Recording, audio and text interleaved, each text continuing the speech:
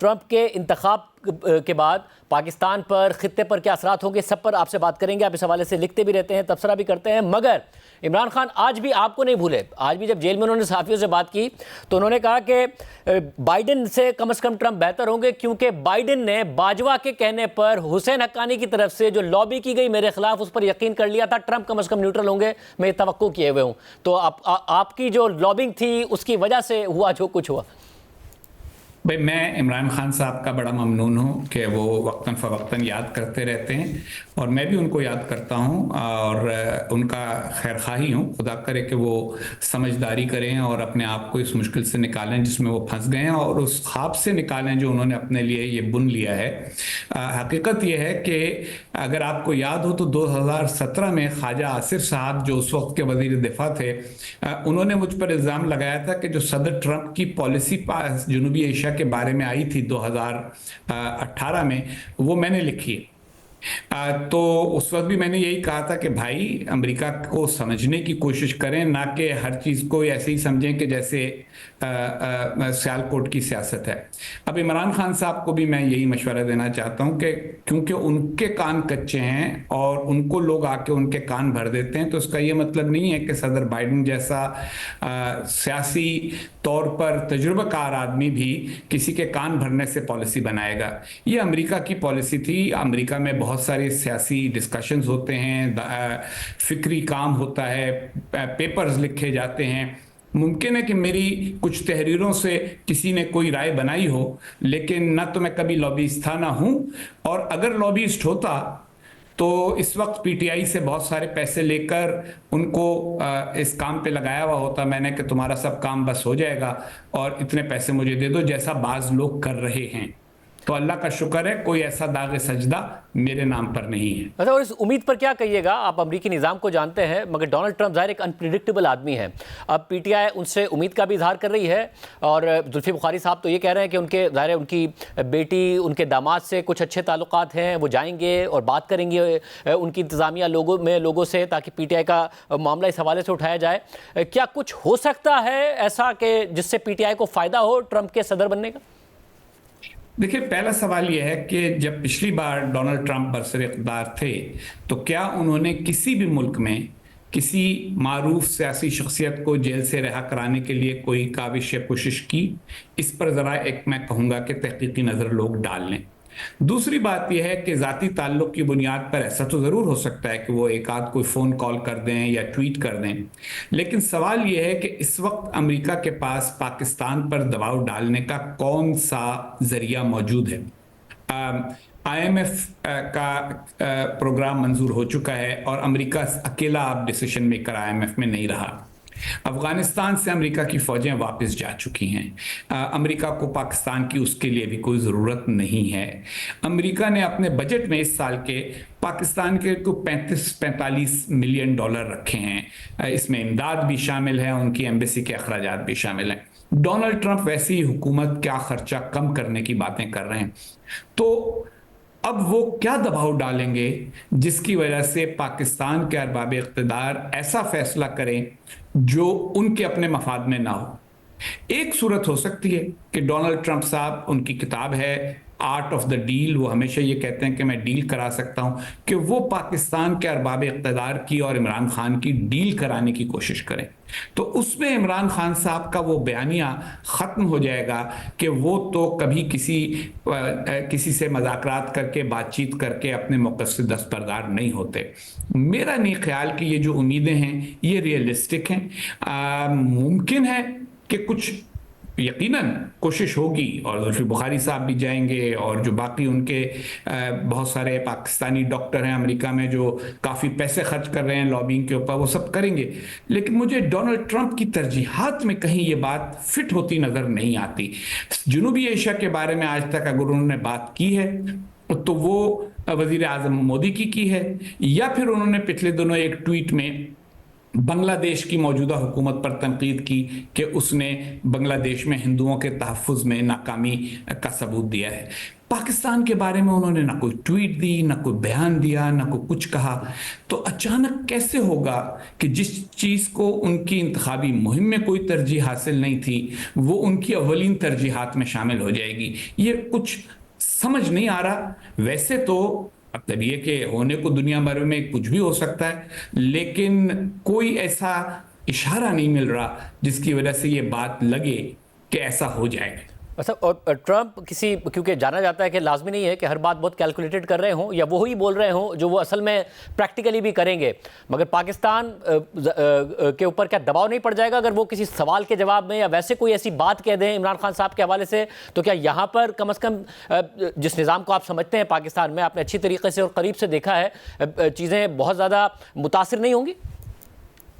پاکستان میں واویلا تو ابھی بھی ہو رہا ہے اور شاید تب بھی ہو جائے کہ ٹرمپ صاحب نے کہہ دیا. لیکن اگر آپ کو یاد ہو تو ٹرمپ صاحب نے 2018 کا جب نیا سال آ رہا تھا تو پہلے ہی دن انہوں نے جو ٹویٹ کی تھی وہ پاکستان کے بارے میں یہ کی تھی کہ میں سبق سکھاؤں گا، یہ سب کچھ کروں گا. لیکن اس کے بعد انہوں نے کوئی سبق نہیں سکھایا اور الٹا ان کو جب کسی نے کہا کہ عمران خان صاحب سے مل لیں تو عمران خان کو انہوں نے بلا بھی لیا، لیکن اس کے بعد انہوں نے کوئی پالیسی تبدیل نہیں کی. یہ رائے ہے لوگوں کی کہ ان کا مزاج جو ہے وہ متلون مزاج ہے، شخصیت ہیں وہ مرکوریل شخصیت ہیں، سیمابی ان کی طبیعت ہے. لیکن سیمابی طبیعت میں ان کی ایک بات بڑی یقینی ہے اور وہ یہ ہے کہ وہ اپنا فائدہ دیکھتے ہیں، اور اب کیونکہ امریکہ کی ذمہ داری ان پر ہے تو وہ امریکہ کا فائدہ دیکھتے ہیں. تو اس صورت میں سب سے بڑی مشکل یہ آن پڑے گی کہ پی ٹی آئی کو یہ وضاحت کرنی پڑے گی کہ ٹرمپ کا اس میں کیا فائدہ تھا اور امریکہ کا کیا فائدہ تھا کہ انہوں نے اس میں دلچسپی لی. میرا یہ خیال ہے کہ اگر پاکستان کے جو ارباب اختیار ہیں، اور اس وقت سب کو پتہ ہے کہ اختیار کس کے پاس ہے، وہ ٹھنڈے مزاج کے ساتھ رہیں. آخر 9 مئی کو بھی وہ پریشان نہیں ہوئے تھے، تو اب ایک ٹویٹ یا ایک بیان سے کیا پریشان ہوں گے؟ میں نے یہ دیکھا ہے کہ 3 سربراہان حکومت سے بات کی ہے ابھی منتخب ہوتے ہی ٹرمپ صاحب نے. ایک نریندر مودی، ایک سعودی عرب کے ولی عہد، اور تیسرا انہوں نے اسرائیل کے وزیر اعظم سے بات کی ہے. اب ان میں سے کسی نے، میرا نہیں خیال کہ ان سے عمران خان صاحب کی سفارش کی ہوگی، مگر کیونکہ عمران خان صاحب کا پورا بیانیہ یہ تھا کہ، اور ابھی بھی ہے، کہ بائیڈن حکومت کے کان بھر دیے گئے تو وہ میرے خلاف ہو گئے تو انہوں نے میری حکومت کا تختہ الٹ دیا. اب وہ یہ کہہ رہے ہیں کہ اگر امریکہ نیوٹرل ہو جائے گا تو میرے معاملات ٹھیک ہو جائیں گے. یہ ان کی امیدیں ہیں، کسی کی امید کے اندر دخل نہیں دینا چاہیے. صاحب، اور وتھ رسپیکٹ ٹو پاکستان، ظاہر ہے جب بھی کوئی نئی انتظامیہ آتی ہے 2 باتیں بہت زیادہ کی جاتی ہیں کہ ایک تو پاکستان اور جو چین کے تعلقات ہیں اس حوالے سے کیا پالیسی ہوگی، پھر اور دوسرا جو معاملہ ہے ظاہر ہے وہ پاکستان کے نیوکلیئر اثاثوں کے حوالے سے ہے. کبھی خدشوں کا بھی اظہار کیا جاتا ہے، تبصرے بھی ہو رہے ہوتے ہیں، مگر ہم نے مور اور لیس اسٹیٹس کو ہی دیکھا ہے، مختلف انتظامیہ جو آئیں اور چلی گئیں. آپ کو لگتا ہے کچھ فرق پڑے گا اگر ٹرمپ آ رہے ہیں دوبارہ؟ شاہزیب، جو نیوکلیئر پروگرام ہے پاکستان کا، اس کے بارے میں امریکہ اور پاکستان کے درمیان ایک قسم کی انڈرسٹینڈنگ ہو چکی ہے کہ کیا پاکستان کے نیوکلیئر اثاثے ہیں اور وہ امریکہ کے لیے کوئی امیجیٹ خطرہ نہیں ہے. تو وہ اس کے اوپر اب میرا یہ خیال ہے کہ اس طرح کی کوئی بے چینی یا بے قراری نہیں ہوتی جو پہلے ہوا کرتی تھی. نہ ٹرمپ انتظامیہ نے اس میں کوئی پریشانی کا اظہار کیا تھا پچھلے بار جب وہ حکومت میں تھے، نہ صدر بائیڈن کی انتظامیہ نے کیا. چین کے معاملے میں یقیناً امریکہ سب پہ دباؤ ڈالتا ہے، اور کیونکہ ڈونلڈ ٹرمپ نے اس کو اپنا خاص ایک نقطہ بنایا ہے کہ میں چین کے اوپر کچھ تجارتی دباؤ بھی ڈالوں گا، تو اس لحاظ سے یقیناً پاکستان اور چین کی قربت کے اوپر کچھ نہ کچھ دباؤ ہم پر آئے گا. لیکن ایک اور موضوع ہے جس پر آپ کو توجہ کرنی چاہیے، اور وہ یہ ہے کہ جو آئیسس ہے خراسان کی، وہ اب ایک کافی بڑا چیلنج بنتی جا رہی ہے، اور وہ افغانستان میں موجود ہے. انہوں نے پاکستان کے اوپر بھی نظریں جمائی ہیں، اور پچھلے دنوں کو 3-4 ایسے واقعات ہوئے ہیں جن میں آئیسس کے لوگ امریکہ میں پکڑے گئے ہیں، اور وہ وہاں اس ارادے سے گئے تھے کہ وہاں کچھ کریں. تو اگر اس کو توجہ دے دی ڈونلڈ ٹرمپ نے تو پھر ان کا دوبارہ پاکستان کے ساتھ کچھ نہ کچھ دلچسپی اس کی وجہ سے پیدا ہو سکتی ہے. لیکن یہ تینوں جو موضوعات ہیں ان میں سے کوئی موضوع ایسا نہیں ہے جس میں امریکہ کے حکمرانوں کو، ذمہ داروں کو پاکستان کے کمزور سویلین سیاستدانوں سے بات کرنے کی ضرورت ہو۔ یہ سارے معاملات ایسے ہیں کہ جو پاکستان کی اصل مقتدرہ کے ہاتھ میں ہیں،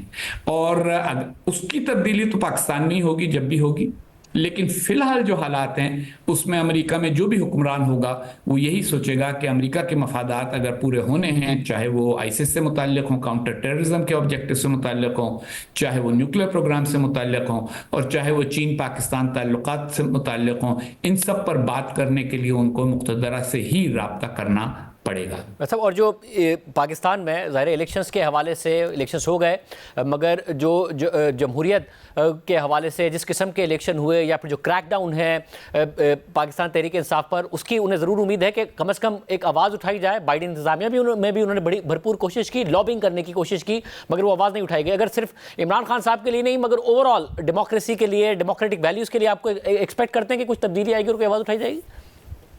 دیکھیں، جو ڈونلڈ ٹرمپ کا موقف ہے وہ تو یہ ہے کہ دوسرے ملکوں کے معاملات میں ہمیں دخل اندازی نہیں کرنی چاہیے، اور وہ اس بات کے بھی قائل نہیں ہے کہ دوسرے ملکوں میں جمہوریت کو پروان چڑھانا کوئی امریکہ کی ذمہ داری ہے۔